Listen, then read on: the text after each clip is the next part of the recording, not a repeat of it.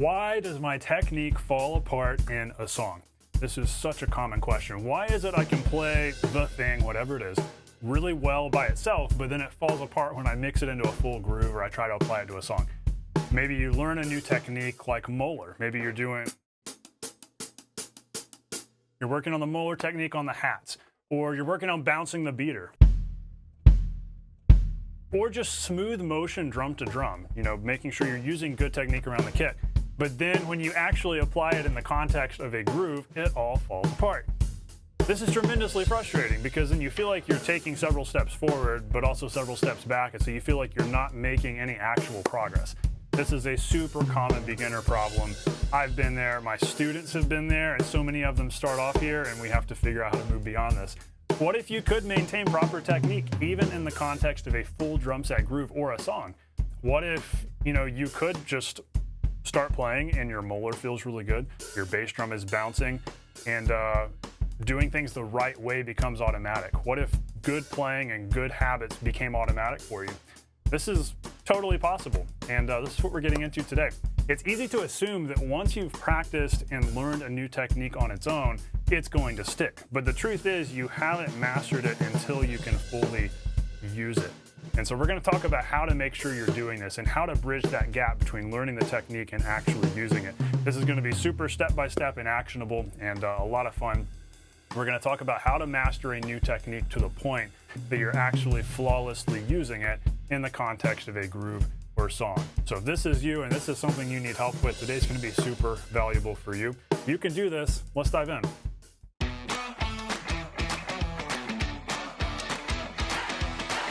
Hey, welcome to The Non-Glamorous Drummer. I hope self-taught beginners know what to practice so that you can nail songs, sound awesome nailing the songs, and be the drummer other people want to jam with and want to have in their band. That's what we want, right? Where we're able to be creative, we're able to improvise, and feel free in our playing. This is what I help you do, and today's definitely going to be a big part of this because we've got to have good technique. We've got to make sure we're avoiding bad habits as we play and make sure that the good things we work on, maybe on a practice pad, don't go out the window when we actually get onto the full kit. So let's break this down. So what we're going to do, just to stay kind of specific today, obviously there's a lot of things that can go wrong technically and a lot of bad habits that can come up. But the two most common ones that I've seen in my one-on-one students is Moeller, like something going wrong with Moeller, where maybe they get this happening smoothly by itself, but then we add it into a groove. It falls apart then when we get into a groove, for example.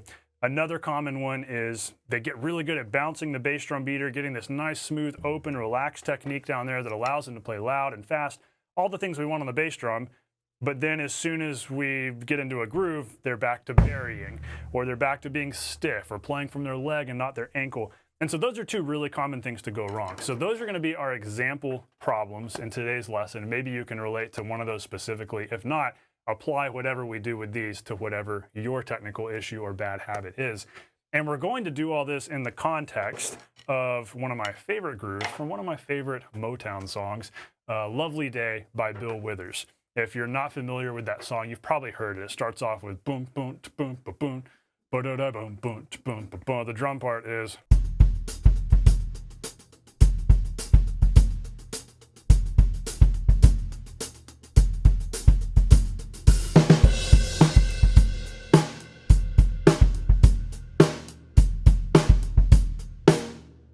Basically that. And so that's the groove from that song, and that groove presents some interesting challenges because the bass drum is syncopated. It's playing on weird parts of the beat. And so what we're actually going to do is take this groove, slow it down, and go to Moeller 16ths.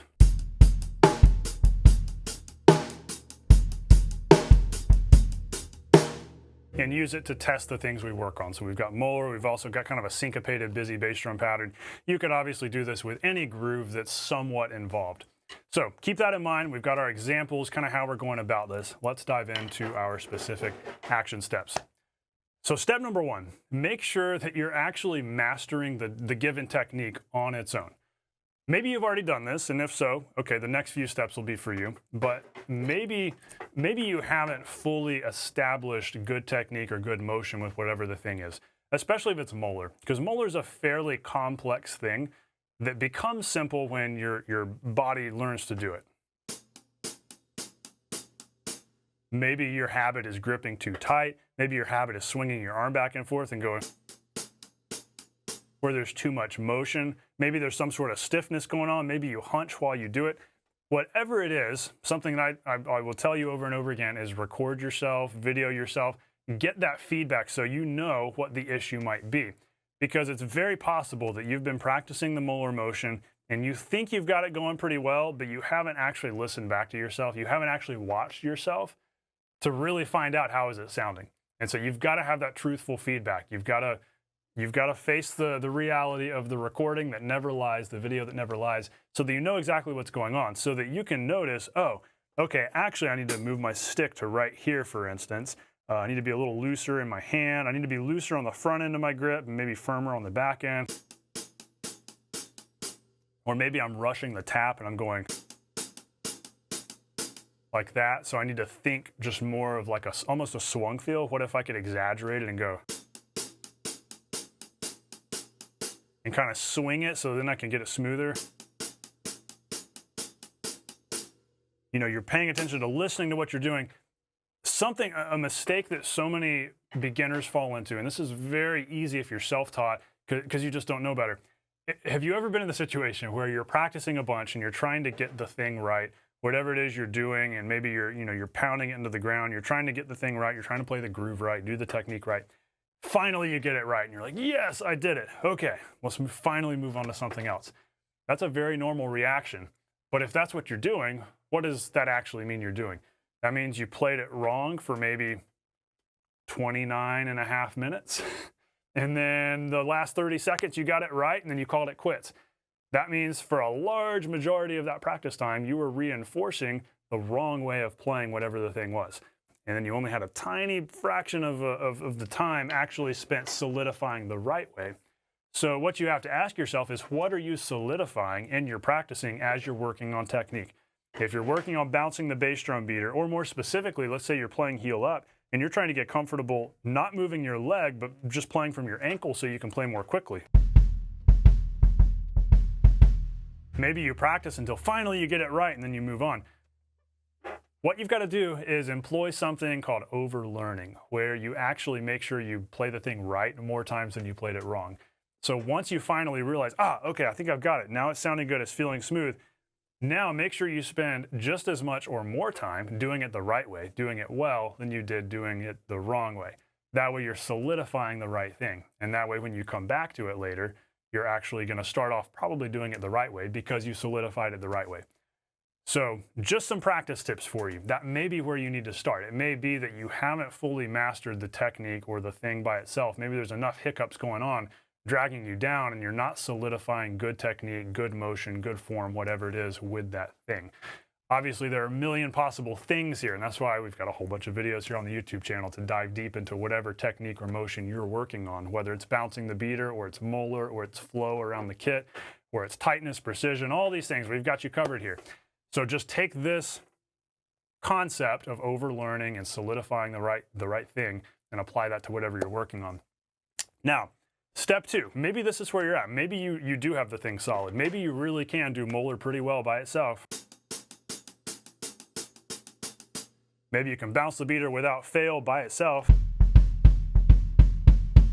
And everything's feeling good when you do it by itself. You can flow around the kit smoothly when you're just going, when you're fully focusing on it. But then maybe you apply it to a groove and suddenly the bass drum beater is burying, it's fluttering. When you apply Moeller to a groove, suddenly it's getting all stiff and clumsy. Maybe that's what's happening, and maybe this is where you're at. So the first thing you got to do, I'm not there in the room with you. You have to learn to be your own teacher. You have to self-assess. And this is regardless of whether or not you have like a local in-person teacher who can sit there in the room with you and watch you play. Regardless of that, you have to learn to self-assess, because the more you can create the feedback loop of knowing how you're sounding and finding problems, the more productively you can practice. So Do your best assessment of what do you think is the cause of things going out the window. So back to our example groove, sort of the lovely day groove, but slower with some Moeller 16ths. If we're playing,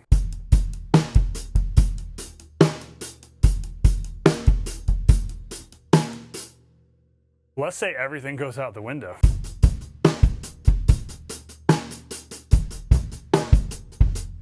Obviously that sounds terrible. Maybe that's what's happening. Maybe that's where you're at. Even though you can do Moeller fine by itself, beat or bounce by itself, odds are your brain is having to focus so much on doing the hi-hat right that it's throwing off the right foot. Then you try to think about what the right foot's doing and it throws off the right hand.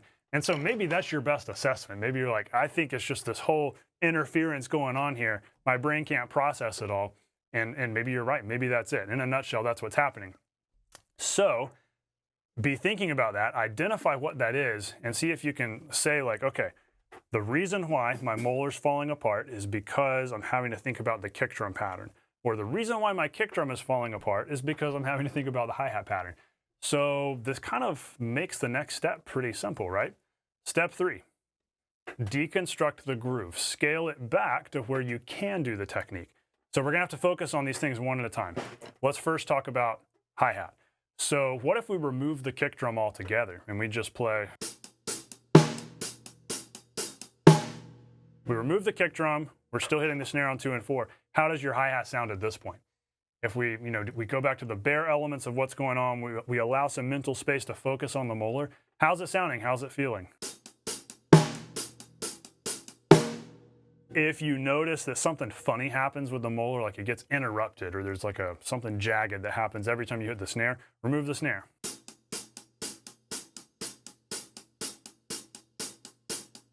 Keep playing till it's feeling automatic and it's feeling smooth, and add the snare back in.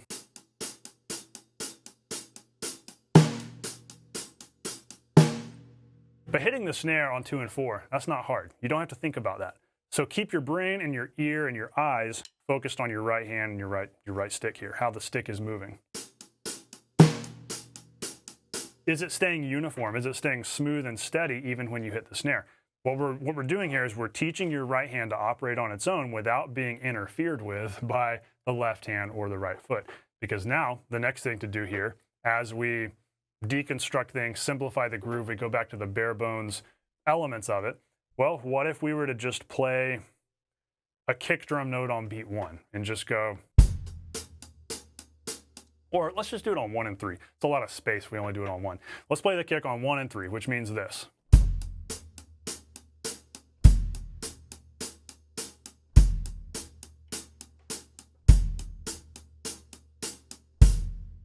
And again, watch your hand, your stick, watch the motion it's doing and pay attention to, okay, is anything funny happening when I play the kick drum note? And this can totally apply to just 8th notes. Like maybe you're a beginner and you're like, I'm just trying to get my 8th note timekeeping together.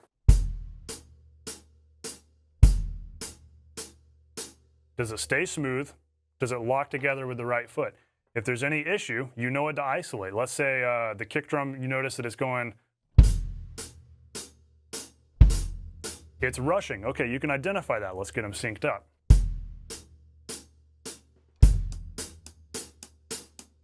Once you can do that, let's add the snare back in on 2 and 4.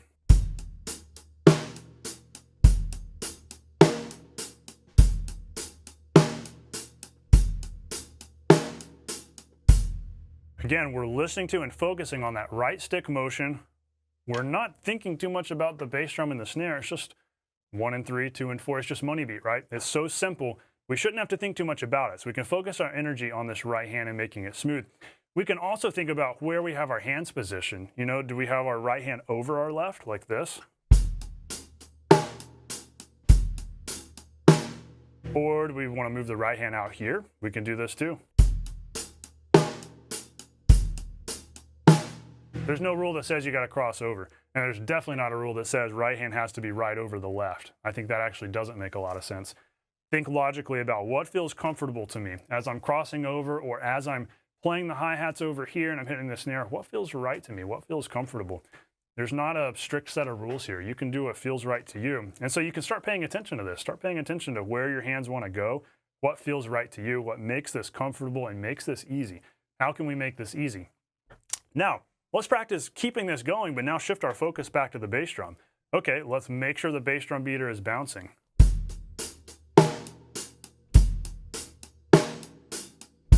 We're hitting the head like it's hot. You know, we're snapping the beater forward and making sure it snaps right off. Just like, you know, going like this, like tapping a drum.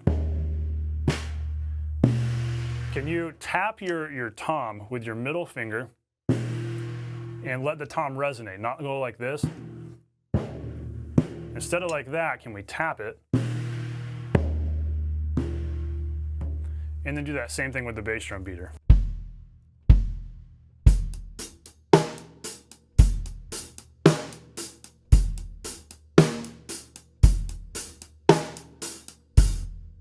So maybe at this point, you're actually able to start getting this together just because of some intentionality and some self-awareness and stripping things down simply enough that your brain has room to process.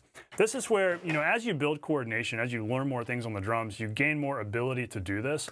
But this ability doesn't just come on its own sometimes. You've got to actually focus on listening and isolating things and paying attention to things.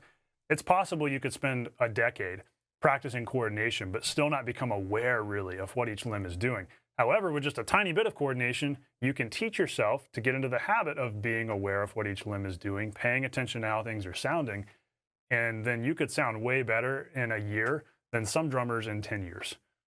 There's power in self-awareness and intentionality. Here's what we want to do now. Step 4. This is kind of the weird thing, but we want to make sure that we don't fall back into the old habit of whatever the wrong thing was that we were doing technique-wise. So again, we're sticking to our 2 examples of Moeller on the hi-hat and bouncing the bass drum beater. Well, what we want to do is practice intentionally doing the technique the wrong way versus the right way in the context of the money beat, just like we were just doing. So we're even further heightening that intentionality and that self-awareness so that, okay, bass drum, for instance, what we're going to do, we're playing the same, but now I want you to intentionally bury the beater, intentionally do it the wrong way, the habit we're trying to overcome.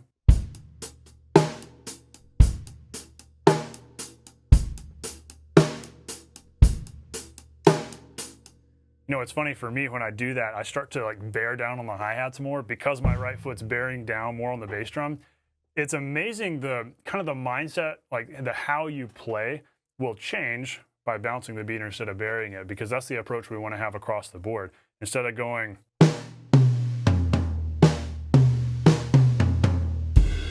and like hitting things angrily, like we might want to put some, you know, oomph into what we play, but we don't want to be like pressing into the drums. We don't want to be pressing into the bass drum beater either. So pressing into the bass drum head rather with the beater. So we want to have that nice open stroke. So intentionally bury it and think, okay, how does that feel? Now intentionally bounce it. How does that feel?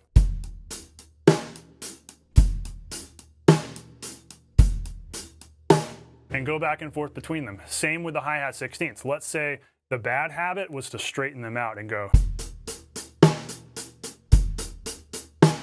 Nothing wrong with playing them straight like that. Maybe that's what a song needs. But you need to know what you're doing and be intentional about it. If you're going to play them, you know, straight and even, be able to do that on the fly and then switch back to that on the fly. So switch back and forth between them and say, okay, I'm going to play them evenly. So not badly, but evenly. And now I'm going to do the Moeller motion.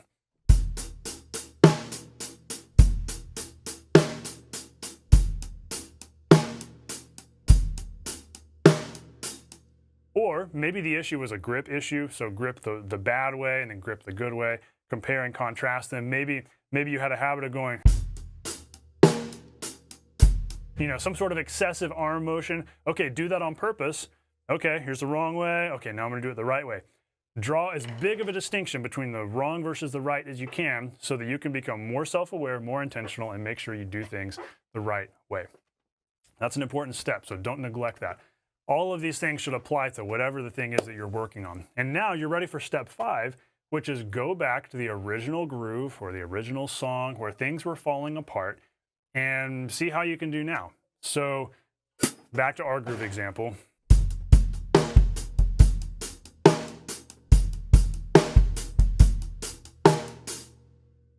If you then go back to that and things still fall apart, that's okay, don't freak out. The issue is probably just that we haven't practiced Moeller with bass drum on an E or an A. So maybe you need to specifically target this weirdness of, instead of just bass drum playing on beats with Moeller, that's a good thing to do first though, see if you can do that. Beater's still bouncing, Moeller motion's still good. Then try offsetting and going. That can feel pretty weird. Odds are the bass drum's gonna drag a little bit. Kind of like that, or it could rush. And sometimes it's hard to do it intentionally wrong, but there's actually power in that. There's power in intentionally doing something wrong and saying like, I'm gonna make it rush so that I know how it feels when it rushes.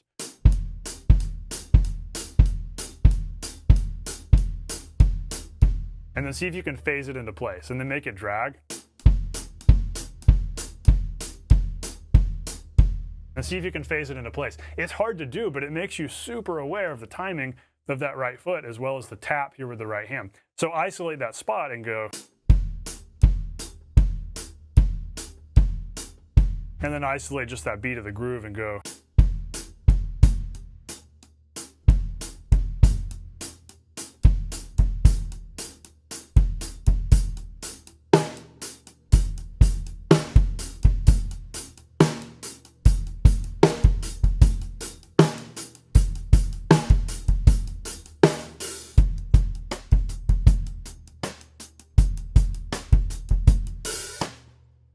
Play it some different ways too, like get real soft.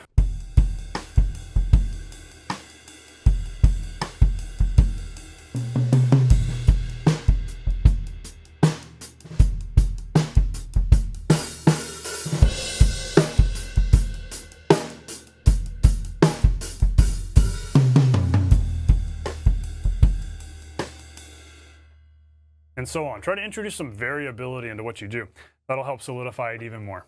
So have fun practicing this, have fun going through these steps with whatever technique or motion or skill, whatever it is that you're trying to integrate into a groove or into a song.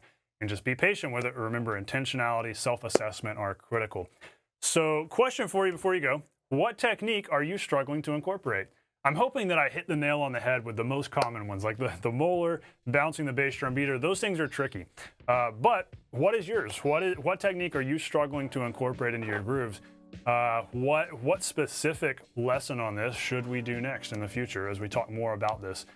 What technique are you working on? How can I help you more with this? Let me know in the comments.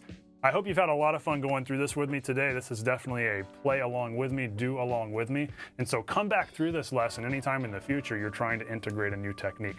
But hey, I hope this has been valuable to you. As always, stay non-glamorous. Know that you can do this. I'll see you on the next lesson.